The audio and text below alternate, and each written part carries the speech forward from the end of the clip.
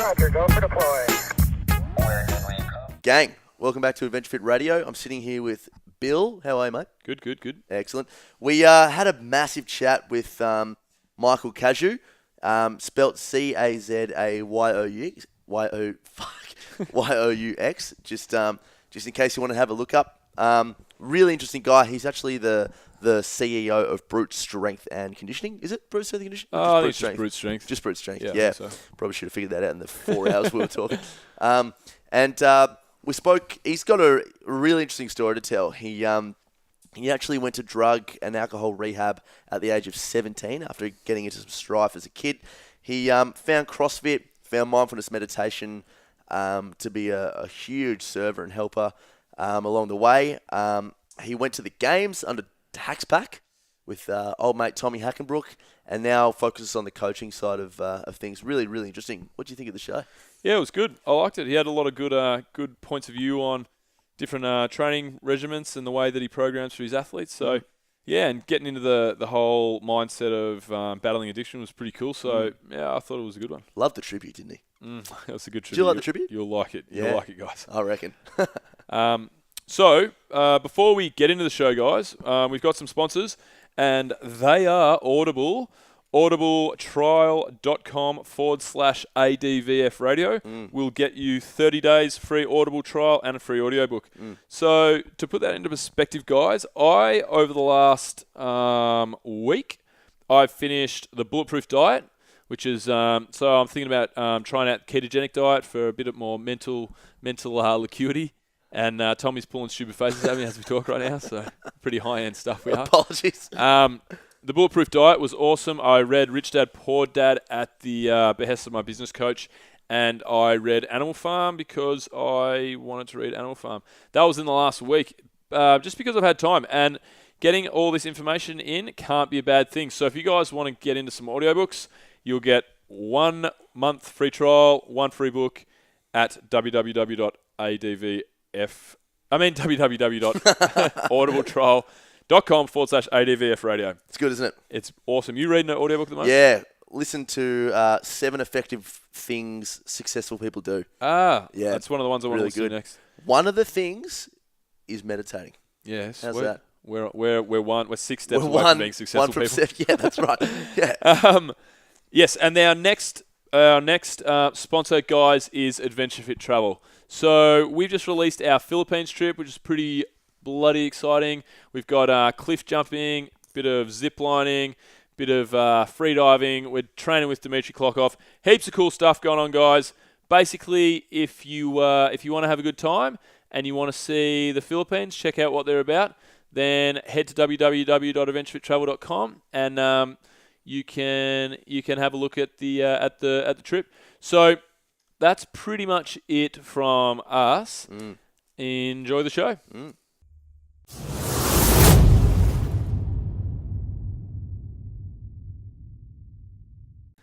Alrighty, here we are, guys. We are sitting with Michael Cazayoux, owner of Brute Strength. I've got Tommy on my left, as usual.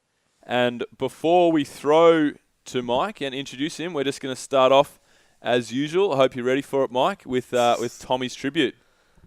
Alrighty. Thanks for coming on the show, Mike. Now, question. Do you know the band Puddle of Mud?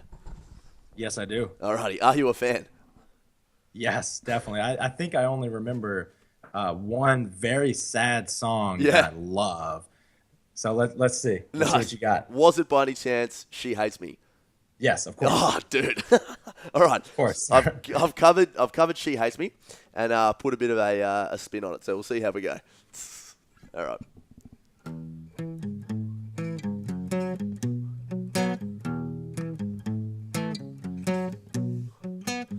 There's a guy, his name is Mike. He started Brute, well, it's something I like. It's going well, it's been around for a while. Makes you not wanna walk down the sugar aisle. This dude is ripped and he's got a shaved head. Bill said that Mike would do well in his bed. I've been looking forward to this dude. I really hope this song puts him in a good mood. So Mike, I hope you like this song. And now I hope you don't fucking hate us. No, no, no, no, I hope you love us. Yeah, yeah, yeah, yeah. I tried to sing to you in a way that you find funny. Let's hope it was good. I can't understand if you never wanna give us money. Welcome to the show. Na na na na na na na na na na na na na na na na. There you go. I am so fucking wet over here. Not the first time we've heard that. Great. That's one of the best things anyone's ever done for me. Awesome, man. So, Mike, that's our regular intro. Welcome to the show, man. Thanks for having me, man. I'm excited. That was the best intro I've ever seen. Awesome, dude. That's good. So why don't you tell us a little bit about yourself, Mike? You're over there in the States. A little bit about yourself, your background, and what it is you do. Well, I currently live in Santa Cruz, California. My girlfriend and I have lived here for the past 6 months. I grew up originally in Louisiana, spent the first 17 years of my life there, went off to Utah to go to drug rehab when I was 17, like I said. Spent a couple years going through that whole process, and I decided to stay in Utah. And I was in all parts of Salt Lake City, started college at the University of Utah, studied psychology, and somewhere in there, right after I got out of rehab, I ran a marathon, kind of got tired of running, actually totally burnt out on running. And I didn't have another outlet for fitness. And that's around the time that my buddy introduced me to CrossFit. And about 6 months later, I met Tommy Hackenbrook. We competed against each other in this local competition that he called Fitness Elevated. And by the end of the day, I had impressed him enough to invite me over to his gym. So I switched gyms, and that's when we started. We started a team that ended up going to the games that year. This was 2011, and that was my first year competing in the Open. And we had a really good team. We went to the games and we placed ninth. After that, we decided, and when I say we, me, Tommy, we brought in Adrian Conway, we had Taylor Richards-Lindsay, and we brought in Mary Lampus as well as Aaron Binion, and we formed what was then Hacks Pack. Mm-hmm. And that was a completely new team. And from as soon as we developed that team, it was all on the premise that we want to win the CrossFit Games. So each one of us knew that we had a shot at making it to the games as an individual. I was kind of a long shot. I was like the weakest link, but I was still placing around 10th in the Open. So I had a decent shot of going by myself. So and all of those guys were better than me, right? So almost all of us could qualify as individuals, but the deal was none of us wanted to make it to the games and get 36th place when we could team up and we had a shot at winning it. So that first year, we really had no idea how good we were. We knew we would be good because of the sum of all of the parts, but we didn't know how we would work as a team. So that first year winning was that was the most exciting year because we had no idea. Like I said, we were all just new to the team environment. Me and Mary had competed the year before, obviously, but the rest were completely new. We worked out harder than ever. We were kind of the first team to have 6 people devoted to basically treating it like we were professional athletes, right? Mm-hmm. We trained 3 or 4 hours a day. We recovered for say an hour a day. We took extra naps, ice baths. Our nutrition was on point, or at least some of us. We were the first group of 6 to really take it seriously and be all in. Now there are many, many teams doing that, and just phenomenal teams out there. But I think we really were the first one to do that, and then we were able to train just as hard that following year, and we had the same result. We dominated, and it was one of the best experiences of my life. Very, very exciting. After 2013, or a little bit before that second year, I found out that I was gonna have to have back surgery. I had pre-existing condition called spondylolisthesis, which is basically like a slipping forward of the spine, and I had stress fractures in my spine and stuff like that. And it was really bad to the point where I couldn't feel below my knees. Ooh, so when we were done with the games, I knew my, quote unquote career was over. So that was the last competition that I ever entered. 5 months later, I had a spinal fusion of L4 and 5, which basically means they pushed my spine back into place and screwed it together. And then that's my competitive career. Coaching started in, say 2011, right around the same time I started CrossFit, I began coaching. At that time I was just coaching CrossFit classes, took the L1, L2, weightlifting course, all of that kind of stuff. In 2013, when I graduated college, I was offered a position to be a strength and conditioning coach at Southern Utah University. And that's where my love of strength and conditioning really, really took off. Before, I kind of just wanted to be a physical therapist or something completely different. I never really considered being a coach a full-time job. But as soon as they offered me that position, it was like very exciting to me. So I thought of it as a way to mix, something that was intellectually stimulating, that I could learn a ton, as well as fulfilling, because I get a chance to interact with these kids on a daily basis. So that's where it took off. I started to learn a ton. I was actually talking to Pat Barber about this earlier, kind of my education background.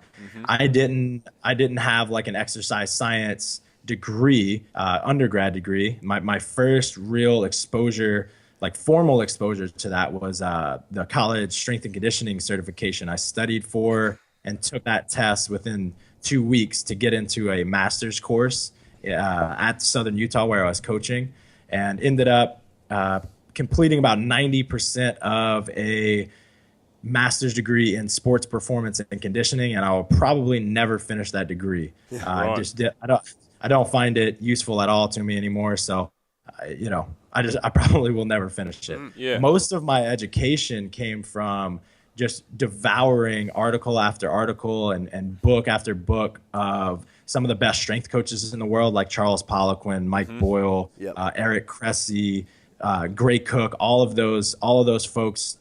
There's so much just free information out there online, and practical and more like down to earth, where you don't necessarily need a master's degree to understand what they're talking about. That's where most of my education came from, as well as I was just the type, I wasn't afraid to, jump in head first and kind of get my hands dirty. I started programming for people pretty early on and prescribing kind of corrective exercises for friends and stuff like that.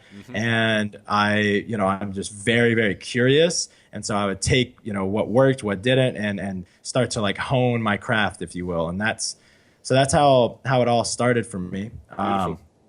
Beautiful.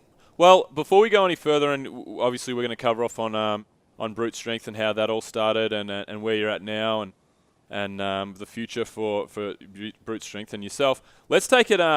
You just gave us so much information, so we're going to take it. Us wet, mate. Let's take it back to the start. So you've got this thirst for performance. You want to better yourself. Obviously, you've had the back surgery, but you've had this competitive athlete side of your life. Now you're trying to be the highest level coach that you can get yourself to. But you did mention that you went through some troubled times, obviously, and you went through rehab. So as a child, did you have this quest for health and fitness, and it went wrong, or how did your childhood go? And tell us a little bit about that, because that was the first interesting point that we went through.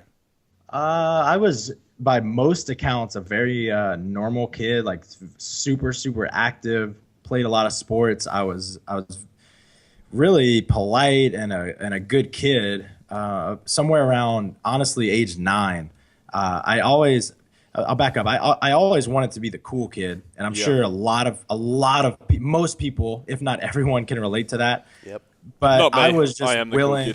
I never got there. Right. Just kidding. You just know. We're all I was willing to go to very, very dangerous lengths to be the coolest kid in the room. And, that started out as, age 9, it's my birthday party, my 9th birthday party, and there's some whiskey in my grandmother's cabinet, and we're having like a slumber party or something like that. And there's some whiskey, and again, I want to be the cool kid. So I say, hey guys, let's take some shots. And I don't know how it is like all around the world, but in Louisiana where I grew up, I had probably taken lots of sips of my parents' beers and mixed drinks and stuff like that. So this wasn't necessarily like a crazy, crazy thing to do. The fact that I was doing it on my own was maybe, the first of many red flags. Yeah. The next thing on the totem pole was I bought a carton of cigarette. No, somewhere down the line, I smoked a cigarette with my buddy's older brother.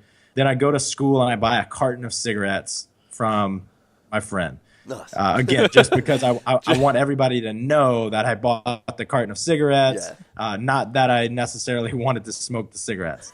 I had a friend that used to bring cartons of cigarettes to school and sell them for 50 cents. Really?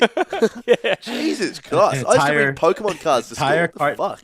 Yeah. That's exactly right. But so go on. A cigarette or a cart? No, he bought the carton. He would buy a carton of cigarettes and he would pack them all in his secret zip in his school bag. And then all the kids would come, because there was so many smokers in high school, and all the kids would come up to him and he would sell them for 50 cents. So he was like tripling his money. He was a real young entrepreneur. Yeah. Hell yeah. And now isn't that Gina Reinhardt now? Gina Reinhardt's the richest woman in Australia, just so you know, Michael. Yeah. But so you started smoking. How old were you when you first started smoking? I think I was 9, and this wasn't a regular thing at all. But by the time I was 12, it was a couple days a week. By the time I was 14, 15, it was a pack a day. Wow. And actually, when I started CrossFit, it was a pack a day, and that was kind of I was kind of like, I can either keep smoking or I can keep doing this fucking crazy fitness thing. I can't keep doing both. I can't do both at the same time because this hurts like a motherfucker. Yeah. Sure. So backing up, at the time I was playing a lot of sports. I got to be 13 years old and tried smoking weed. I loved the feeling of doing something behind my parents' back. I always have. I never liked to be told what to do at all. I liked full independence of everything. And so I liked doing this behind my parents' back. I liked the feeling I got of being around these people that I thought were cool because they were, rebellious and other people thought they were cool. And that was kind of just, it was one thing after the next. I was never afraid to try the next biggest and hardest drug. Mm-hmm. I don't know why. I'm a fairly intelligent person, but I was not afraid of the side effects at all. This is gonna kill your brain cells. You're not gonna perform as an athlete. Yeah. And for some reason, I thought it was cooler to do drugs and follow these types of people than to look up to athletes, right? I always loved sports. That was probably one of my first word was a ball, right? Was ball. Yeah. And for some reason, I was more concerned with being cool. Probably out of some kind of insecurity and anxiety. I definitely dealt with, some social anxiety as a kid, but that's all where it started, and it developed into, just a straight up drug addiction. I had physical dependence on opiates, and despite several run-ins with the law, totaling my truck, ruining relationships, et cetera, I just continued to use until it was, I had left a lot of destruction in my path. And then that's when it was, just time to go to rehab, and it worked really well. And was it, see, I went through a similar upbringing, definitely not 9 years old, and definitely not probably to the same level of what you've spoken about, but I had a friend that went through a similar scenario, and I went to check on him one day on a Sunday after a really big party that we'd had, and he was on all fours. His floor was carpet, and he was on all fours, and I asked him what he was doing, and he looked up at me, and he said that he crushed a pill, like an ecstasy pill. He said, I crushed a pill in the carpet the other day. Help me find it. And when he said that, I picked him up off the ground and threw him up against the wall and asked him, I said, do you realize what you just fucking said to me? Yeah. And this is when me and the boys, like, we felt bad about it, but we called his parents and we're like, hey, you know, this is going kind of a little too far. That was the straw that broke the camel's back. But was it something that, what pushed you to rehab? Was it your parents, or did you make the decision yourself, or was it your friends? Oh, it was definitely external factors. I was going to get expelled from school for I made a huge mistake, and I was going to get expelled. And my parents kind of made a deal. Hey, we'll send him to rehab if you don't like put this on his record. So I knew I needed help. I didn't want to ask for it, and I definitely didn't believe that I was really sick. I thought I needed to be removed from my environment for a little bit. I slowly realized that the issue was much deeper than that after, you know, years of abusing myself and, you know, kind of just restructuring my brain, if you will. So it was my parents that pushed me out for sure. I was still 17, so I was a minor. I had no choice. For sure. And all right, so you've gone through rehab, and then on the you said it worked really well. Obviously you are recovered. What are the percentages? Do you keep in touch with anyone else that recovered? Like, what out of the system that you went through, how many people come good and start a new life? Well, I'll tell you this. My best friend in the entire world is from that community, and a lot of like the recovery community, and a lot of my closest friends still to this day are. Awesome. From the first rehab that I went to, I couldn't tell you an exact number, but I can tell you that several of them died. Right. And a lot of them, what would happen is they would get, you know, a lot of them would do well right out of the gate. And then they would fall back into old patterns, old behaviors, and get worse than they were. And then now today, a lot of them have recovered and they're doing better than ever. But I haven't really kept in touch with much of the people from that original community. I know in general the statistics, depending on what drug you're talking about, but opiates especially is like 5 to 8% of people make it. Wow. So it is terrible. It's terrible. Do you think it's something where, I mean, CrossFit, you know, Bill's had some experience with CrossFit. I'm into my CrossFit. It's such an adrenaline-fueled sport, and it can, you know, obviously we all know it can become so addictive. Do you think that CrossFit, in a way, helped fill the gap that the drugs had on you after you sort of came out of rehab? Because I know that a lot of people continue to fight with drug addiction and stuff, and they never really find something they're so passionate about. Not that they're passionate about drugs, but they can never find something where it just engulfs them so much like it does. Do you think CrossFit really helped you along the path with rehab? It's on the list it's on the top 5 list of things that helped my recovery for sure. Yeah. And I don't think it's unique to CrossFit necessarily, but for me, I think it was important that it was something that was physical that also really, really challenged me psychologically, right? Yeah. You know, you have that fight or flight response in the middle of a CrossFit workout. Like, that slowly started to change my mind. The community aspect was amazing. Being a part of a team, going to the games, like that was my purpose for a while, right? And I think most alcoholics, addicts, anyone with mental affliction, a lot of people with mental affliction, and that's the biggest thing that they're missing, like some kind of purpose or some kind of community or cause to be a part of. And I found mine luckily when I was 19, 20 years old, and it didn't take till I was 30, 40, 50 years old to figure it out. For sure. To find it. For sure. Hey, can I, before we move on from the whole rehab and drug thing, what are the other 4 factors that you just mentioned? You said it was in your top 5. What are the other 4 things that pulled you out of it? That's a great question. And I'll say, yeah. So the first one would have to be service to other people. Yep. And that can look like anything. For me, that looked like helping other alcoholics and drug addicts recover the same way I did, right? First you learn, and then you master something by teaching it to others, right? That was like my maintenance plan of recovery, was the service to others. And in a way, that is one of the things that keeps me happy, free, content, and fulfilled in life today. And it's not like I don't work with other alcoholics anymore.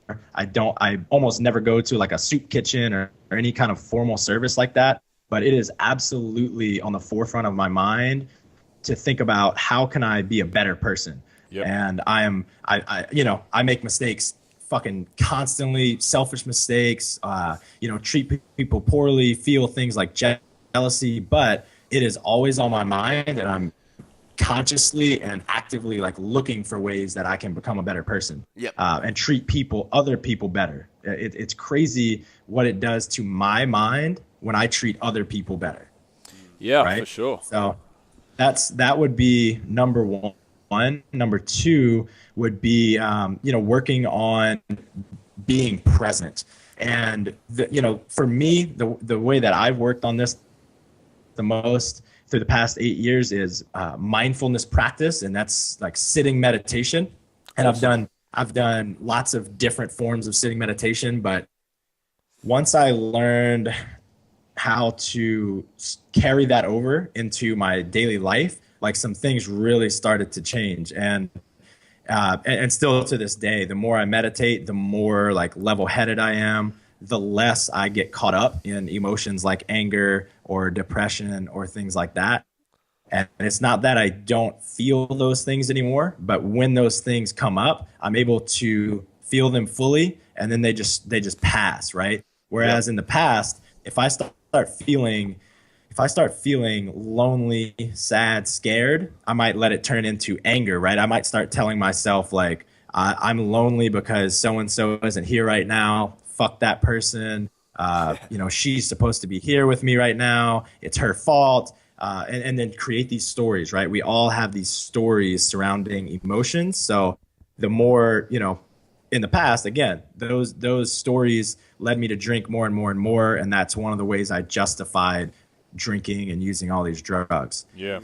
You want me to keep going, or? No, that's. I mean, that's cool. That's Yeah. cool. Enough. That's funny that you so mentioned. interesting, yeah. It's funny that you mentioned the mindfulness. Myself and Tommy, very very big on meditation as well. Tommy's kind of been one of my guys that I go to discuss things of a personal matter. I dealt with a little bit of social anxiety and stuff like that. I've kind of knocked it on the head, but I go through phases myself with meditation where I'll come in, I'll meditate every day for 2 weeks, and I'll be feeling great, and then I'll feel really good, and I'll forget about it for 3 weeks from time to time, and then I'll start to get, like you say, those like jealousy and just negative mindset on everything, and then I'll kind of not realize why, but I'll realize I have an out, and my out is, fuck, I just got to start putting 10 extra minutes in a day, and then I couldn't agree more that it just clears everything away. I think clears the clutter.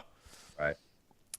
It's interesting too. Like a lot of people say, I don't have time for that. Oh, yeah. But literally the research shows if you spend the 10 minutes a day doing this for yourself and clearing your mind and recharging your mind, you're going to be more efficient and effective, and you're not going to need as much time because you're going to be more productive. And do you know it's what crazy I how it works. find? What I find 100%. really funny about that, when people say I don't have time, and this is going off a little bit of a tangent. People say I don't have time for anything. It's like, how, sure, that can be anything. I really feel that you always have time for anything you want. You just have to prioritize more efficiently. But Exactly. to say that you don't have time for your own health is just such a sad thing, especially when we've only got sort of 80, 90 years here. It's like, do you want to be like happy and whole, the whole of your life, or do you want to just keep putting it off? It's like, give yourself 10 minutes a day and live a fucking sick life, That's great. All right, let's get into some. So you teamed up, or you jumped into CrossFit, and then you joined Ute CrossFit, I imagine, or you started training with Tommy Hackenbrook, and you're in the Ute CrossFit team. So when you talked about the first year that you won the games, and you were the first guys to take it really seriously as a team of. It was a team of six. It was a team of six still in 2011, right? Correct. Yes. So you say you trained as a team and you took it very seriously. Did you train as partner and group workouts throughout the majority of that year? How did it differ, the training, compared to a regular weekly training and programming for an individual athlete? 5 to 10% were team workouts. The rest resembled very closely to the way that we still train individual athletes to this day. Right. And usually all that meant was for 3 to 6 months out of the year, on Saturdays, those would be dedicated team days. And we would do a lot of odd object stuff and like team oriented stuff where we had to work together, not where we were working individually. And when we were nearing regionals and nearing the games, we would also throw one workout on Thursday that was similar. But other than that, it was exactly, the same as you would see in an individual athlete. Okay. Does that answer your question? Yeah, for sure. And you guys were all housed in the same gym. You're all throwing down together at the same time. How much kind of camaraderie and banter and day-to-day stuff? Or were you just following your own program and getting it in when you can? I'm trying to get a picture of how closely you guys worked with each other day to day and how much you saw of each other, face-to-face time while you're actually in the gym. That's a great question. The 3 days a week, we had mandatory team training. And again, we're training as individuals on that Tuesday and Thursday, but we knew the importance of pushing each other. So Tuesday, Thursday, and Saturday were all mandatory team days. So that's 3 to 5 sessions on those days total. The other, say 7 to 10 sessions a week, we were training in small groups. Yep. Does that make sense? Yep. Yeah. We were pretty lucky. I know a lot of teams don't have the luxury of kind of their schedules meshing like that. Most of us, let me think about this. 5 of the 6 of us were full-time CrossFit coaches. Yep. Right. Actually, no, 4 of the 6, and then 1 just had a super flexible schedule, and we were just able to get together more often than most teams, and we just saw the how important it was, right, to get together, because whenever we were together, we just had we went to another level. Yep, for sure. How did you have anything like to keep a really good competitive environment? We did some time on one of our Adventure Fit holidays in New Zealand with Richie Patterson. Richie Patterson's a weightlifter. He's going to Rio this year. That'll be his 3rd Olympics. He's New Zealand's premier weightlifter at the moment. He won gold at the Commonwealth Games last year, 2 years ago, which was a good achievement. Anyway, Richie's gym houses, let's say, I think it's about 30% of the New Zealand records that are held by current lifters. It's a breeding ground for New Zealand's best weightlifters, and Richie's the head of that. And they have, like, on a Friday, they'll all train together, and then it'll be something like, hey, Richie, if I can... Like Cam McTaggart's a little guy and he was a junior. He would say, hey, if I can out jerk your snatch today, you have to buy me a burger tonight. They would set little, and this was actually something that Richie implemented as a tactic. This wasn't just friends bantering on. It's something that he built into his community. Right. And friendly competition that he just eased in and promoted to try and get some healthy banter, some good competitive, and that was what he used. He used dares and incentives, and you have to shout me this, or you have to do that, you have to clean the gym. And that brought just another level to all, like lots of good banter and friendship and a bit of fun, but also a good level of competitiveness. Did you guys have anything like that, or was it a pretty good competitive atmosphere? Yeah. It was a great competitive atmosphere. And that's the most important part, right? So honestly, it was a small group. And so the 3 guys, like most of the time, we didn't need to say a thing, but all 3 of us hate losing so much. Yeah. We went all out every single time. Like it literally didn't even need to be talked about. If the energy was down, a lot of times me and Taylor would just start talking some shit. And that was, super fun for me. It kept everything light. And then every now and then I would be able to like annoy one of the guys enough to, go in a little bit harder, whatever that is. But culture in a gym is the most important thing. It needs to be protected, and it needs to be grown organically. You just can't fake it, right? Yeah. Yep. Sure. You really got to be friends with the people that you're with every day. You really do. Absolutely. Yep. Okay, so when you were training as a team, I just want to see. So these days in CrossFit, we spoke with Mitch Cinnamon, who qualified for the games last week, and he said he came from a gym where the training was 5 hours a day, 6 days a week, 1 or 2 sessions. It took up a lot of his time, and I know that through 2008, 9, 10, it wasn't so much that. 11, 12, 13, 14, it probably built to that. And then a lot of athletes that we've kind of spoken to lately, it's kind of tapered back off. Mitch, for example, now he does a quality 2-hour session in his day. Tons of rehab, but that's his programming sorted. Has anything changed for you in the last 5 years from 2011 till now, and how much training is jammed into a regular day for you guys?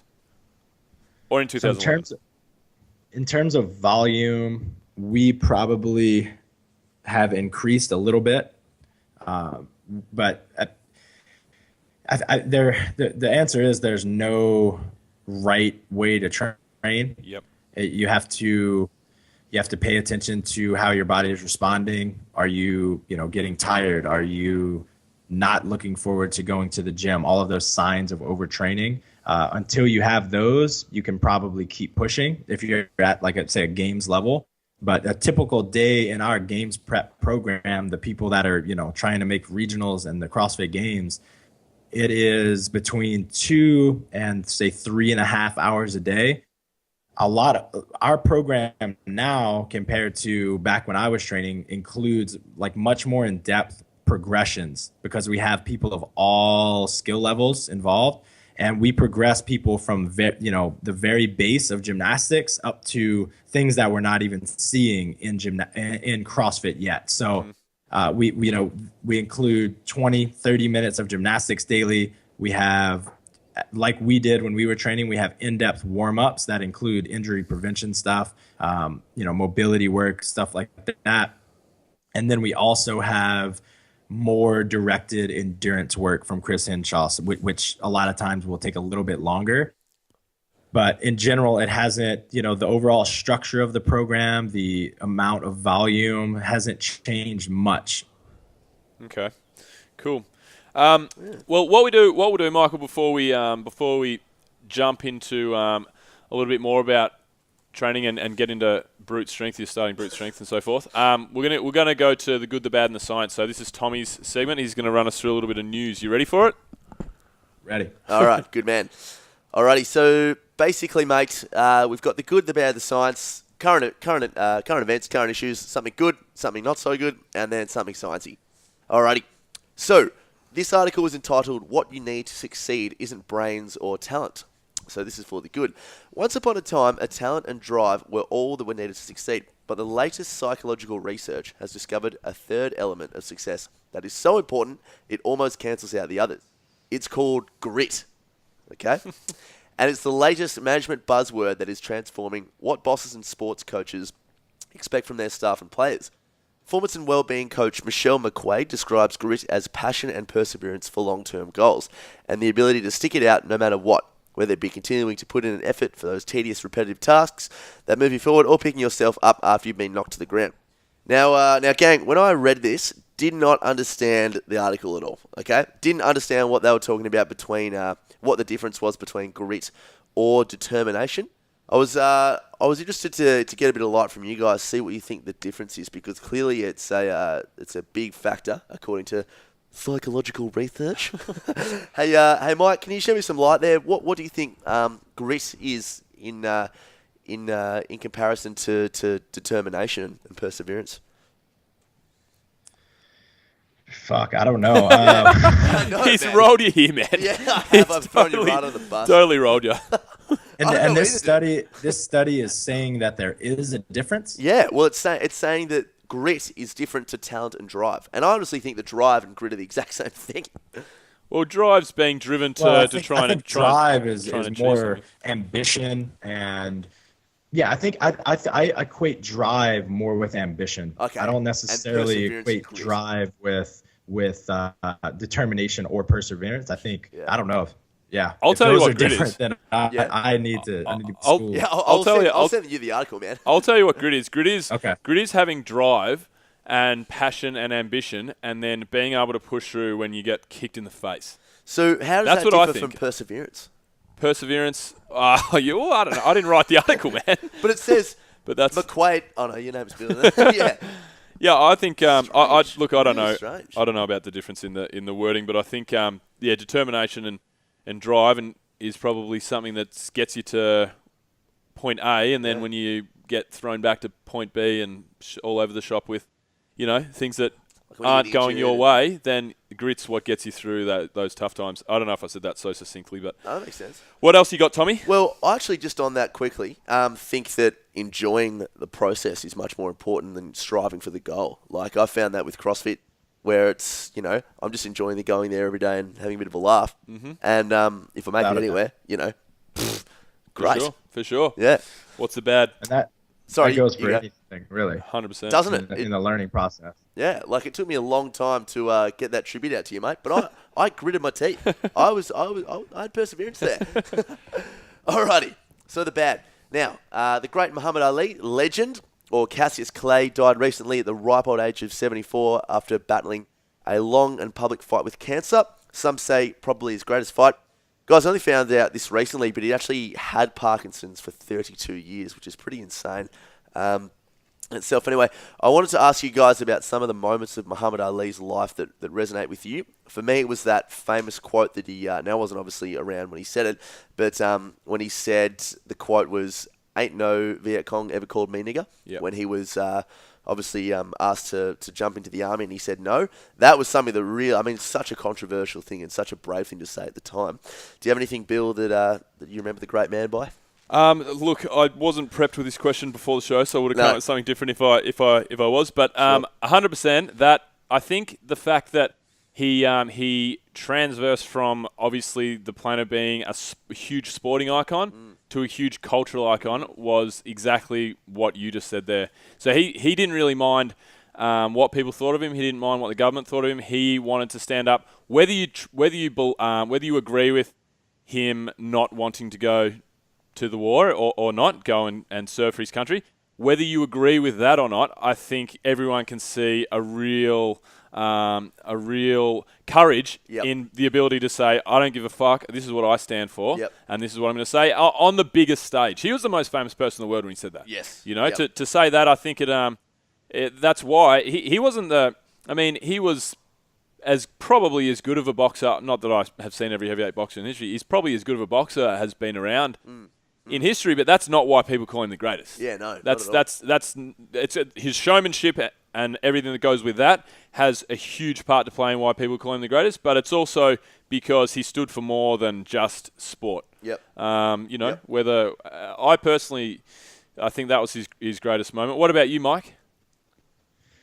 To be completely honest, I don't know a ton about Muhammad Ali. He was completely done by the time I was born, or by the time I was old enough to watch television. But going back and watching YouTube videos and reading about him, I love how much of an entertainer he was. And that's one of the things I love most about a lot of these MMA fighters today, like Chael Sonnen and who isn't one out now? MMA. Conor McGregor. Notorious MMA.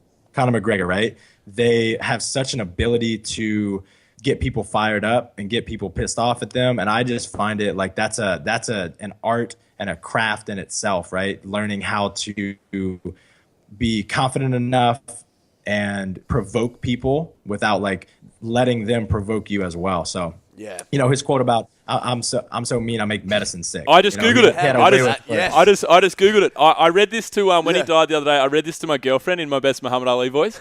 So this is my favorite ever Muhammad Ali have to do the impression. quote. I've wrestled with alligators. I've done tussled with a whale. I've done handcuffed lightning. I've thrown thunder in jail. You know I'm bad. Just last week I murdered a rock, injured a stone, hospitalized a brick. I'm so mean to make medicine sick. That's so good. I love it. Very good. Very good. That's easily his best, Nice. his best ever quote. I don't even know if he's dead anymore. It's unbelievable. What a fucking legend. I don't know how he murdered a rock, though. Like, I'd probably, if he was still around, I'd probably ask him about the specifics of that one. Alrighty. There's science. Okay, weird one here. We're going to take a complete turn here, lads. All right, say hello to hobbits' possible ancestors. Excavations of fossils from roughly 700,000-year-old hominids on the Indonesian island of Flores have reinvigorated scientific debate over the evolutionary origins and identity of Homo floresiensis. That's a regional dialect. A half-sized member of the human genus dubbed hobbits that lived much later on Flores. Now, these aren't the Lord of the Rings hobbits. Oh, no, Bill. They are not. These are hominids. Researchers are divided over what the new finds imply about hobbit evolution. Nothing related to humans on Flores has a simple explanation. That was a quote. Says paleoanthropologist Maria Martione Torres, a University College student in London. She now calls the discoveries puzzling and exciting. Now, I don't know if you guys know this, but many people out there believe that descendants of hobbits are still around today. There's actually this TV show called, what's it called? On the Hunt for Monsters. And these people go around and they try to find monsters that are believed to be, not around. For example, like the Loch Ness Monster and, all that sort of stuff. And there was an episode on hobbits. Okay. And some people think they're still around, and there's anecdotal evidence that there's around, like footprints. And, it's just pretty bizarre, isn't it? I mean, hobbits are pretty cool. I mean, they saved the world from Mordor. I don't know about that. So people think they're still around. My question is to you, let's start with you, Mike. What is the first thing you would do if you came across a hobbit? How would you react? Oh, I would just start asking questions, man. Yeah. What do you do in your spare time? Where do you come from? What's Where are the Aragorn rest like? of you? Yeah. What do you know that I don't? Oh, God, I would geek out on it. Yeah. To be honest with me, I would be like, why don't you shave your feet? It's so fucking hairy. Like, it's so big. I mean, obviously that's some sort of survival evolutionary thing, but the hair? You're a hobbit, aren't you, Bill? I'm a hobbit. Yeah. I'm a hobbit. Yes, What Tommy. would you say, mate? No, I don't know. I don't know. I think it's a very good point you've raised, Tommy. Thank you. And I think we leave it there and move on. Good Beautiful. stuff. Essential question. Yes, it was an essential question. Alrighty, so when you so let's get back into some good stuff here. So after you finished, you won 2 CrossFit Games with Hacks Pack, and then you had your back injury. So you had your discs fused, and that you said that is that totally finished your athletic career? What is it? How much can you do? What's your day to day? Can you still work out? What can you get up to these days? Oh, no, I've been in a wheelchair ever since. I saw the. I'm just nuts. I felt really bad for about 3 seconds there. I have no limitations at all. It's just a choice. I now have less vertebrae to disperse load. So if I'm going to do high volume training, then less vertebrae are going to take more load, right? If I'm doing back squat, front squat, overhead squat, pressing, then those vertebrae on top of the ones I got surgery on are going to get abused. And then later on, I'll probably have to have more fusions done. And so because of that, I just choose not to train at the same volume. Now, I'm stronger than I've ever been. Before the Open this year, I was the fittest I had ever been. So, and I have no pain. So It was a really great thing that happened, and it allowed me to focus on my career and coaching and all of that kind of stuff. So if you're stronger than you've ever been, where does most of are you still doing regular CrossFit, or where does most of your time lie in your day-to-day working out? Basically just CrossFit classes. Oh, cool. Since I've been done, I haven't really done much more than that. I've done some of our Brute Compete workouts. Those take 60 to 90 minutes a day, so that's right there in my threshold.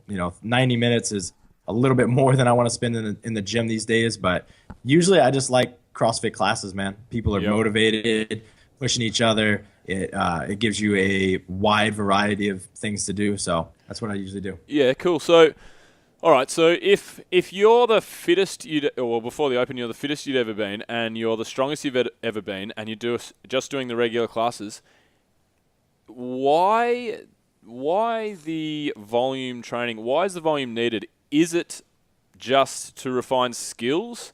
Is it to get your aerobic capacity up? Why, when after what you just told me, why do you need to go and do 2, 3, 4 hours in a day? To be able to recover. So I could do really, really well in the Open, but then it would take me almost a full week to recover from that. Yeah. If I want to go to regionals and do well, I have to be able to do 6, 7, 8 workouts that are incredibly difficult, and I need to be, nearly fully recovered by the next one. Yeah. And that is a very, very real thing, and it requires a high training volume to be able to withstand that kind of workload, right? You sure. need to be able to recover. You need your body to recover, your joints to recover, as well as mentally. That makes a lot of sense. I mean, you had a look at the games last year, and a lot of those athletes just were so cooked from that first day at comp with Murph and heavy DT and the snatch ladder and stuff. And it's funny, we were having this chat to Mitch about his training in the lead up to the games, and I would have thought, Bill mentioned before how he tends to train for that 2 hour mark and really hits every workout with high intensity and high efficiency and all that sort of stuff. When the volume of the games and, like you said, regionals is so high, do you think that how long would you a period? Sorry, what am I trying to say here? How long a training period would it take for you to start increasing that volume in the lead up to those events? How long would it take to, or how long would I spend in a high volume period? Well, let's say like that. In a high volume period, would you give it sort of 4 to 6 weeks out of those events where you start really ramping it up and just really crushing your body to make sure that it's good? Wouldn't you be doing the opposite? Well, I would have thought that tapering would be an idea, but Mike's saying that I don't know. It is a ramping up before you're ramping down. So right? what would you do if you met a hobbit? Pyramid. It's around, yeah. I've just lost the question. What would I do if I met a hobbit at the CrossFit games? That's what I'm saying. Man, I don't know. Ask Lucas Parker. Yeah, perfect. Yeah, no, but so how do you train your athletes in the lead up to regionals and the games? And let's make it more general. So when the Open ends, their volume of training will go up for about 4 or 5 weeks, and then for the last 2 weeks, 3 weeks, like the third week, it'll go down a little, and then 2 weeks out, we'll cut the volume just about in half. Right, the overall load we will cut in half. Right. So that's just, that's been proven to be the most effective method of tapering an athlete. And you really won't know the way to tell if you're tapered correctly is if you, on that first workout on Friday, you just feel like you have so much energy and you feel explosive and you feel so excited. And the way you know you didn't taper correctly is if you feel flat, you get tired easier, you're not that pumped, right? All of those types of things. Yep. And just so all the listeners at home know, when you're tapering, like you mentioned, you cut the load or the volume in half, but the intensity and the percentage of 1RM stays the same. Is that right? Correct. Cool. Until for us, until 3 days out. Yes. Yep. All right. I think before we go any further into coaching and programming and stuff with Brute Strength, why don't you tell us a little bit about how you started Brute Strength and became the Uber programmer that you are? Well, first I got another job as a strength and conditioning coach at LSU. I wanted to see that career path through, and I really thought that was more exciting, training, collegiate and professional athletes. Yep. And I quickly figured out that it wasn't for me, and I wanted to do my own thing. I like I said earlier, I don't like taking orders from anyone. I like to work for myself, make all of my own decisions and stuff like that. So I decided to start my own business, and that's where Brute Strength started. So I was already programming for a few athletes, about 30 in Louisiana with Matt Bruce, my current business partner. Mm-hmm. And then when I actually moved back to Utah again. I had moved it to Louisiana somewhere in there. Moved back to Utah to buy one of Tommy's gyms, and he said, "Hey, let's team up and we'll you can use my name kind of thing." And that's where Brute began. We brought in a gymnastics expert, Nick Sorrell, Chris Henshaw for endurance, Sean Pastuch for mobility and injury prevention, and we start bringing all of these experts together because what I saw was there were these great, teams, these great training organizations, companies that were all run by one individual. One person had to be the expert in weightlifting, gymnastics, CrossFit, endurance, everything, right? And those guys were and still are today great at what they do.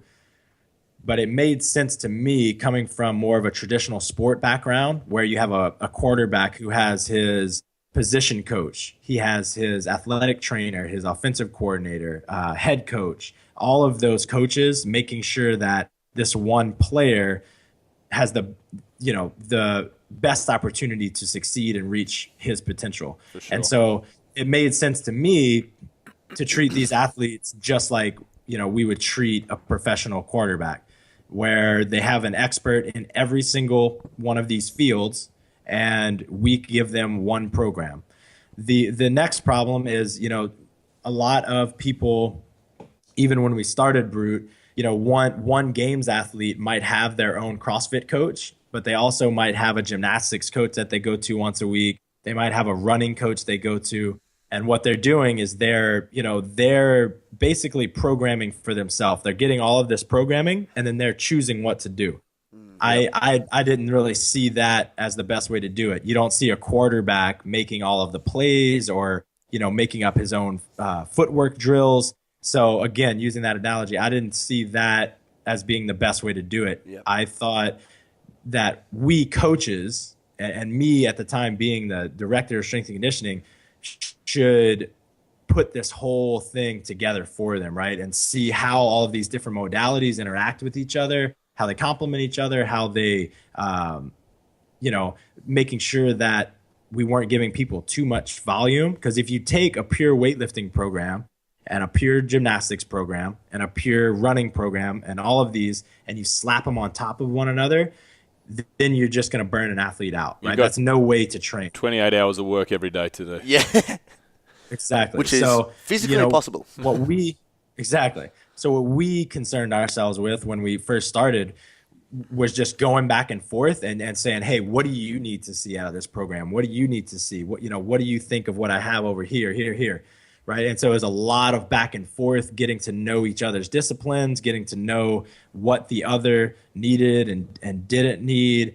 And that's just, that's how we came up with the system that we have. Cool. It's also, you mentioned before how you didn't like the way how people, you gave that quarterback analogy. It's funny as well. I found that in the 2 or 3 weeks that because I've got a coach that programs for me, but in the 2 or 3 weeks, I'll spend where sometimes it'll just be me. You just start to naturally work on your strengths and things you love doing. Hey, like for me, pistols, as an example, I'm just like, oh God, a fucking pistol. And I never do a pistol. Yeah. You just start to, you're really, you pick and choose, which is not the best way, obviously, if you want to be a well-rounded athlete, especially when variance is the idea with CrossFit. Yeah, you do. Strong-willed to really focus on your weaknesses, which is what you should be doing. Oh, it is. But I was the same. For me, I could never. I just snatch every day and do high intensity, heavy, fast workouts, which is what I was good at. Yep. Things like Murph and Filthy 50, anything that would take 20 minutes plus, I hated. I wasn't good at, and I wouldn't really do. No. So right. There's also this part about you just not having to do everything on your own. Look at Matt Frazier. Oh. He got second place at the games under Rich Froning, and he still chose to get a coach. Why? Because he didn't want to have to rely only on himself for that upcoming year, right? And we saw him get tremendously better. He still got second, but he got tremendously better at everything. He was more confident.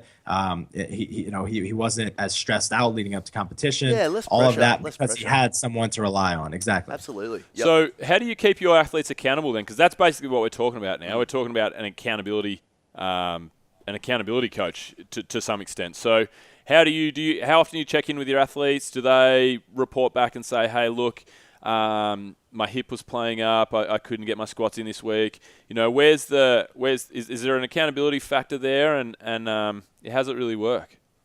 That's a great question. So really, one-on-one, I only work with one person, and that's Brooke Ince. Our check-in system is very informal. We text several times a week. She tells me how her workout went. I give her feedback on that. I tell her if she needs to take anything away from her programming based on how she's feeling, if I think she needs to add anything, all of that kind of stuff. More formally, like what the rest of our athletes do is they check in with a coach once a week, and they also interact on the online Facebook community, a lot of them daily. So they're holding each other accountable, right, as if they were training together, and then they have a formal check-in with a coach once a week. That's great. So do they post their workouts on this online community, and is that how it works? Yes. Oh yeah. So based off that, do you program fortnightly, or how does your programming go? Because if a member checks in with the coach and says, I really feel like my lower back's tight or something, and heavy percentages are coming up for the next week, do you take that into account before you let them go on with their training? Very good question. So the way our programming works is we assess people, and then we put them into a group to train with, basically. So if we assess you and your biggest weakness is your strength, right? Your absolute strength, say. Yeah. Then we're going to put you on a program that emphasizes building strength. Now, you're still going to work everything else, but it's going to be a little more strength biased, right? And so it's the same program for, say, 20, 30 athletes. And the way that we individualize it, the gymnastics and the endurance are already individualized, but the way that we make those micro adjustments are if you're having back pain, then yeah, we're going to prescribe stuff on that check-in, or you're going to talk to Sean and Jeremy for mobility and injury prevention. We're going to tell you, hey, you need to stay away from pulling for 2 or 3 weeks, all of that kind of stuff. And that takes place on that check-in. And I guess by hitting the intensity of your weakness. So if I'm struggling with strength, all my intensity and my focus will be on my strength, so that if I go to my gymnastics or I go to my mobility and stuff, I can still do that sort of stuff at lower max. So I'm going to prolong my training, basically. Say that again. It's not going to prolong. Yeah. So basically, I had no idea what I just said. Then I was just sort of agreeing with you. Honesty. Hey, Thanks for the honesty. Yeah. I've got an interesting question for you, Mike. So you just discussed you discussed weightlifting, CrossFit, basically, the CrossFit movements, gymnastics, mobility, and endurance. So there you've got pretty much high-level coaches that are contributing to the Brute Strength program weekly or fortnightly, whenever the program comes out. How do you rank those in level of importance, and can you, or is it just, look, these are the 5 crucial pieces of the puzzle, and you have to do these across the board? For what athlete? Are you talking about a regional athlete or a games athlete? Yeah, I just meant for about to build. Yeah, okay. So your answer to that question is it's varied, I suppose, between which athlete. There are very clear differences on doing well at the Open, doing well at regionals, and doing well at the games. There's a different order of importance. So let's take Open level athletes, because that's probably most of the people that are listening to this. Yep. For the Open athlete, it's absolutely your aerobic conditioning, your aerobic power, right? So you need to be able to breathe. On top of that, and this is well, I would say, researched. This is well analyzed, looking at the Open the past 6-7 years, however long it's been online. Like, we know what we've seen, and the aerobic capacity has been the most important thing. After that are the Olympic lifts, and not necessarily your 1 rep max, but your probably more your efficiency at maybe your neuromuscular efficiency, right? How many reps can you hit at your 90%, say? Yep. How good are you at sub-max loads? Can you maintain form? How much does it exhaust you? That would be the next piece. After that is basic gymnastics like toe to bar, pull-ups, box jumps, right? Those movements come up every single time, and they have a huge impact on your performance. After that would be probably your higher level gymnastics. Yep. Like muscle ups, handstand push-ups. For sure. And then once you head to the regional level, would it be more of a, and this is just again on a macro level, it would be more high level gymnastics? Is that when you would switch and say, okay, the strength is there, the lifting's there, there's probably going to be more highly skilled stuff as we progress? You'll absolutely see more highly skilled stuff in general, more highly skilled gymnastics. You're going to see a lot of heavier movements, and so that's where your 1 rep max has a much larger impact, right? What do your Olympic lifts look like, and what do your absolute lifts look like? We see a lot of athletes, and I don't want to name anyone, but there are athletes that have a very high snatch and clean and jerk because they're very efficient and they have great technique. But the high rep snatches or the high rep squat cleans at moderate to moderately heavy loads tend to crush them because their front squat, their back squat are not as high. Yeah. Does that make sense? Yeah, for sure. So your absolute lifts have a much larger role at that next level. Yeah, cool. And then at the end at the games, how adaptable are you? How good are you with odd objects? Can you swim in the ocean? Can you run 5 to 15 miles? How good are you at like what I would consider more general fitness type things? Mm-hmm. Yes. Yep. So would you put a lot of that into your program, that variance, I guess? I was having a think just then when you were talking about the program as it goes from the Open to the regionals to the games. Would you do a lot of swimming? Would you also do a lot of stuff with gymnastics that we may start to see in the future of CrossFit? One of those even higher skill level gymnastics exercises, like, I don't know, I guess like things like triple unders and maybe planches and L-sit to press. And do you factor some of that stuff in? Absolutely, and very pretty heavily for some athletes. So I talked about that gymnastics progression. We have people that are working on planche push-ups. We do leading up to regionals. We did triple unders twice a week. We do triple unders with everyone. If you can do a triple under really well, double unders are no longer a challenge at all, yes. Right? So we've effectively taught hundreds of people now how to do triple unders. Cool.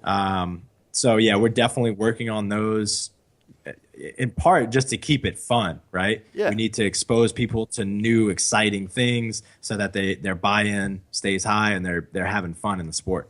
Yeah, I guess this is the best thing about our sport is that you can never be perfect at everything. Exactly. So, how many people have you got on the books with Brute Strength? Have you got athletes from all over the world? You got some Australian athletes, some high-level athletes. I imagine you'd have a lot of American athletes that are following the Brute Strength program. Wait, what was the question? Do I have people from all over the world? Yeah. Are you? Yes. Yeah. Where are you? Yeah, we have people from every continent other than Antarctica. From probably 40 or 50 different countries. They're all over the place. Wow, that's awesome. So what for you is the future of Brute Strength? Where do you see your program, your life, your coaching in 5 years' time, for example? I just want to change people's lives, and that today that looks like changing their lives mostly physically. But I want to teach people. I want to educate people to not have to rely on us forever. I want them to be able to coach themselves. I want them to be able to coach others. I want them to be able to change their lifestyle habits, to eat better, to think better, to be happier, all of those types of things.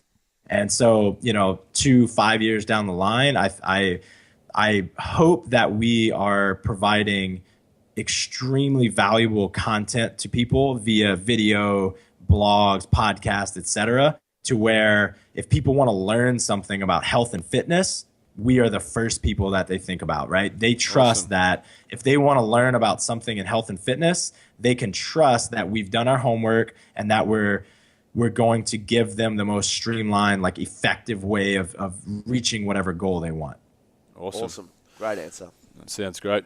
So we might start to wrap it up a little bit, Michael. But before we do, we've got normally we have another co-host who's out for the moment. Normally we have 3 questions from the each of us, so we call the segment 9 from 9. But today there's just myself and Tommy, so it'll be 6 from 6. Are you happy to field some quick rapid-fire questions from us? Yes. Alrighty. Excellent. Cool. So, are you a well-travelled man, Michael?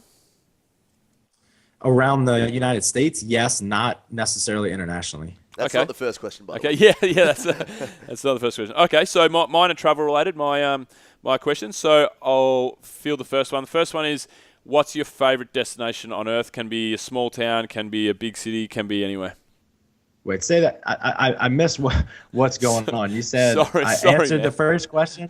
I'm sorry. Sorry, That was man. just me being an idiot. No. So, Okay. I do that from time to time. the question is, where is your favourite destination on the planet? It can be a small town, it can be a city, it can be a faraway country, Right. it can be anywhere. It's Grand Isle, Louisiana. We have this little beach house on the coast of Louisiana. It's not a pretty beach at all. It's a little fisher town, like fishing town. Yep. And what I love about it is, one, there's probably 120 years of family history of this house. Have y'all ever seen Swiss Family Robinson? Why does that name ring a Either of bell? you? I haven't. No, I haven't. It's just like go check it out when Yeah, you're done. Hopefully some people have seen that. It's like a Swiss Family Robinson house, but it's totally like, I'm gonna go there in a week and a half, and I will probably be able to go out onto the beach, look side to side, and I won't see anyone for a quarter mile. Right? It's totally deserted. I can totally disconnect from everything, and it's just all I have is good memories there. Lots of love. Lots of great fresh seafood. So that's kind of my happy place. Yeah. Beautiful. Cool. Hey, I've been to I went to New Orleans just at the end of last year, and it was so like weird but so cool. I'd never experienced anything like that. Just the swamps and like just It's a great city. the culture, and I'm not sure if that's like it is for all of Louisiana, but God, it was cool. Hey, I just looked up Swiss Family Robinson. They all live in trees, man. Right. It's similar. It's Awesome. similar. Yeah. Real genuine monkeys. All right, so the second one for me is, what's your dream destination? So somewhere you haven't been that's just number 1 on the bucket list. New Zealand. New Easy. Zealand. Yeah, cool. Wow, I have that's to go there. I have to go there. We did a couple of our Adventure Fit trips. The first 2 actually were to New Zealand. We did North and South Island, and in the space of 8 days, we went on a 5 or 6 hour caving adventure in Waitomo Caves, which we 30-meter abseiled down into the caves. We zip-lined through the cave. We cliff dived into a rafting setup where we blackwater rafted through glowworm caves. That's caving, right? That's the caving. Next, we did we walked through Mordor from Lord of the Rings, the Tongariro Alpine Circuit. Nice. It was sick. Rotorua was a geothermal hotspot with geysers and lava pools, and then that's all the North Island. Then we went down south, and we went to Franz Josef Glacier, and we got lowered down into crevasses and climbed out with ice picks and crampons. It's just Wow. It's just There's so much there, isn't there? the scenery. There's so much to do. We went to Queenstown after that, which is a whole other story. But there's so much to do, and it's so pretty. New Zealand is sick. You've definitely got to get there.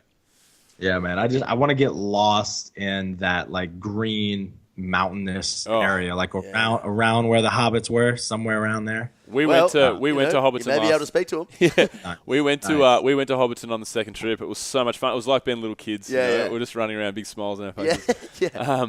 Amazing. Yeah, it was good. So my last question is, if you're on a desert island and you've got 3 things to keep you sane, not to keep you alive, and they can't be people, but to keep you sane, 3 go-to things, what would they be? A spike ball net. Cool. Oh, cool. I don't know how I'm gonna play that with myself. I have no idea what it is. So Yeah. I don't know how you're going to do it either. It's like volleyball, but instead of hitting the ball over the net, you're gonna hit it down onto like this tiny trampoline. Oh, yeah, I know what And it's yes. played of like teams of 2. It's amazing. Right. Yep. I used to have one of those. Cool. You guys should play one time. We should. We'll go to the same island. Yeah. What else you got? To keep me sane, shit, that's hard. I would bring. Can I bring like a? I'd bring like probably some series of books, say like Lord of the Rings, so that I Yeah. can go Good. over and over and over. Yep. You can bring a Kindle. You can bring a Kindle with a solar powered setup if Is you that want. right? The thing yeah. is, that right? that's two things. Then though. yes, We that let would be it. we let someone else do that on a previous show. So we'll give you the Kindle. I'm stealing that. Yeah, Yeah. fuck the Lord of the Rings. You can't fit taking that a shit in your Kindle. bags anyway. And then probably just a guitar. Oh yeah. Oh, I think nice. I could keep myself entertained for 100 years with a guitar. Play some Beautiful. Puddle of Mud. Good stuff. Yes, absolutely. Excellent. I would nail that song. Yeah, I'll teach it to you one day. Thank you. Alrighty. So, Mike, what do you like to do in your downtime?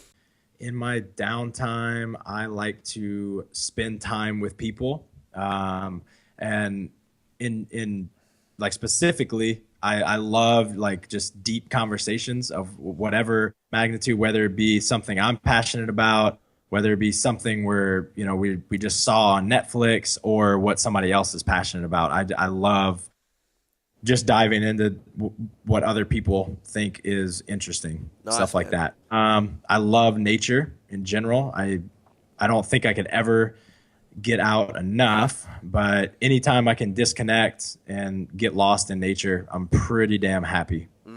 We'll have you on the show again, man. And we'll just have a massive like philosophical science chat. We like to do that Sweet. from time to time. Sweet. Alrighty. Second question: biggest role model growing up, or can be a current biggest role model if you have one. I'm going to give you two. Sure. Because very different. The one constant in my life has been my father. He's the best person I think I've ever met. He always thinks of other people first, whether it be his children, whether it be a stranger, or whether it be somebody that he thinks fucked him over, right? He's always trying to think about everything from the other person's perspective. He's always trying to see where he could do something better in any situation. He's very, very hardworking, taught us to be hardworking, good people. So that's been my biggest role model in life. Cool. Probably my biggest role model in the past 3 years is Tim Ferriss. You guys know Tim Ferriss? Yeah, very well. So my first exposure to Tim Ferriss was obviously the 4-Hour Work Week. I can remember driving from Texas to Utah, and that was the first time I listened to his book, and my life just immediately changed. I'm like, holy shit, I don't have to make $1 million to be happy. All I have to do is make enough money so that I have the time to do the things I want to do. Yep. Right? That sounds really simple, but most people don't think of it that way. They're on the hamster wheel, and they're trying to make more money, and they're delaying their happiness for retirement and stuff like that. So that was my first exposure to him, and since then, I've picked up things like stoicism, different Buddhist practices and stuff like that. Have you read Have you read Meditations from Marcus Aurelius? I've read a little bit of it, and I've read a guide to the good life, which Yep. is like a summary of a bunch of those, and that was one of the best books I've ever read as well. Yeah. So he's taught me more than anyone, like just through his books and podcast about business, as well as just like practical how to live a more happy and fulfilling life. Right? He just seems like the kind of dude that has a lot of the right things figured out. And it's super inspiring and motivating to follow him and learn from him. I think the best analogy for me, I read the 4-Hour Work Week, and then I listened to it 6 months later. I listened to it about a second time about 3 months ago. And the best, going off what you were saying, the best analogy that he has in the book, it might even be from an analogy from Rolf Potts. He always talks about vagabonding, his favorite book, but it's talking about the guy that's working. Busting his gut, working year after year after year, so that he can finally go and, when he's old enough to retire, so he can go and ride his motorbike across China. And that's the analogy that he uses when there's small things you can put in place with any role in life that you have right now that you can go and you can do stuff like that. You can exactly. I'm a big Tim Ferriss fan. Have you listened to the latest podcast with Kevin Kelly, the artificial intelligence one? No, how is it? Oh man, it's mind blowing. It's about virtual reality and artificial intelligence and the future. He's the editor of Wired magazine. It's about the future that is like 20 years away or 5-10 years away. Nice. And that was one of the latest ones. It's absolutely mind boggling. Yeah. Hell yeah. Good. It's good. Well, I'm gonna have a 30-hour car ride ahead of me, so I'm gonna check that out. There you go. We'll listen to this one 17 times and then listen to the Tim Ferriss one. Exactly. Hey, final question, mate. This is a tough one to ask, but I actually do like just putting our guests on the spot because I want to see what they say. If you could invite 3 people to dinner, dead or alive, who would they be and why? And you can't say your family. Let's just assume that your family are already there. Yes. Yep. That would actually be the first person. Yep. That would be the first. Let's go with. Oh shit, man, That's tough. so hard. I'm gonna go with Kobe Bryant. Oh, cool. Okay. And What's that? Brene Brown. Brene Brown is she's a shame researcher, fear and shame researcher. She's a psychologist, and she wrote a few books, and she has one of the most downloaded TED Talks of all time called The Power of Vulnerability. Her book, all of her research is just incredible, and it's changed a lot of people's lives in my life, right? I've given her book away probably 20 times, and I always get back, this book changed my life. I couldn't stop crying, and Really? then it goes on to make them a better person. So definitely her. What was the name of the book? Sorry. The most famous book is probably Daring Greatly. I'd start with that one. She's got a few different books on different topics, but go watch on YouTube, The Power of Vulnerability, and if you like it, then go buy the book. I'm pretty sure I've seen that TED Talk because I went through the. Rundown. What is it? No, I couldn't give you a rundown, but I'm actually going to a TED on Sunday, Mike. TEDx in St Kilda over in Melbourne here. Yeah. We got tickets at the last minute, so pretty excited for that. I like getting into my TED Talks. Have you, hey Mike, have you seen the Graham Hancock TED Talks by any chance? I think I have. I know I've listened to a lot of his stuff on like Joe Rogan and other podcasts. I'm not sure if I've actually seen his TED Talks. It was Bill and I were just having this discussion before. It was apparently super controversial and it was banned for a bit, and Bill and I couldn't figure it out why, but it's an amazing TED Talks. All the stuff that he goes about on with Joe Rogan with psychedelic drugs and his theories about the human race and all that sort of stuff. He just really condenses all that into a really good sort of 17-minute clip. So listeners out there, get onto Graham Hancock and Brene Brown. I'm reading a Graham Hancock book at the moment, actually, Supernatural, about the way that humans came to consciousness. I'm only at the very start, but it's pretty awesome at the moment. So and Graham Hancock. His theory was that monkeys ate the shrooms from cow shit. Is that what it was? The books the books are like a 900-page book, so I'm sure that's what the one page. Yeah. So basically, guys. All right, cool. Excellent. So Mike, is there anything you want to plug before we finish up? When is this going to be released? This will be released on Tuesday, the 14th. 4 days. All right. So when you hear this, guys, we are going to be on about the 21st of June, we're going to relaunch our program, Brute Body. If you want to look better naked, get way stronger, check that program out. Registration will only be open for a couple of weeks. We've had about, we're about 10 weeks into the first go round, and we have like some amazing transformations in people. And if you want to learn more about our training programs, check out the Games Prep. That's, like we've been talking about, that's for people that want to go to regionals or the games, or Brute Compete, which is that program condensed into a 60 to 90 minute block. So we take the most important pieces from each day and we, make it doable for the person that has a full-time job or a kid, etc., that doesn't have 3 or 4 hours a day to train. And you can find all of those at brutestrengthtraining.com/programs. And if you like podcasts, check ours out, Brute Strength Podcast. Cool. There you go. Awesome. And yourself, any links to yourself, any Instagram handles you want to get a couple more followers, or where can they find you? That never hurts. Yeah. You can find me personally at Michael Cazayoux, that's Cazayoux, or you can follow Brute Strength at brute.strength on Instagram, Brute Strength _ on Twitter. Those are the best places to follow us. Cool. Awesome, man. Alrighty. Well, that's about it from us, Michael. Thanks a lot for coming on the show, man. Absolutely, man. It was a blast. Thanks for the song again. I'll keep that with me for a while. Yeah, awesome. Next time you're on, man, I'll have another one ready for you. Alrighty. Perfect, man. Cool. And all right, guys. Have a good one. That's a wrap.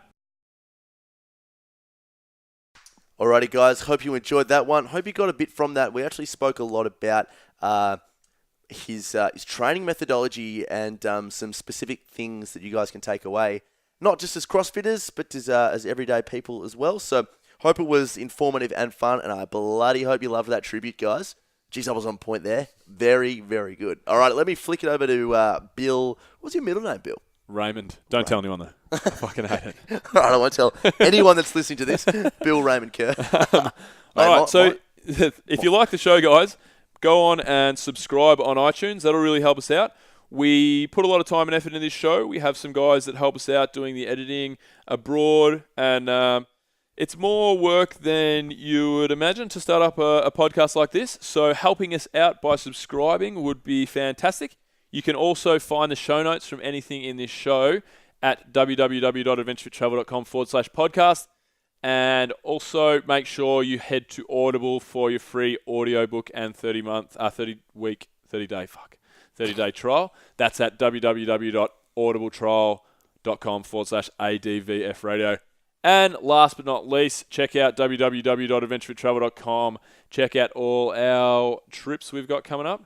And see you next week. Boom. Discovery Roger, go for deploy.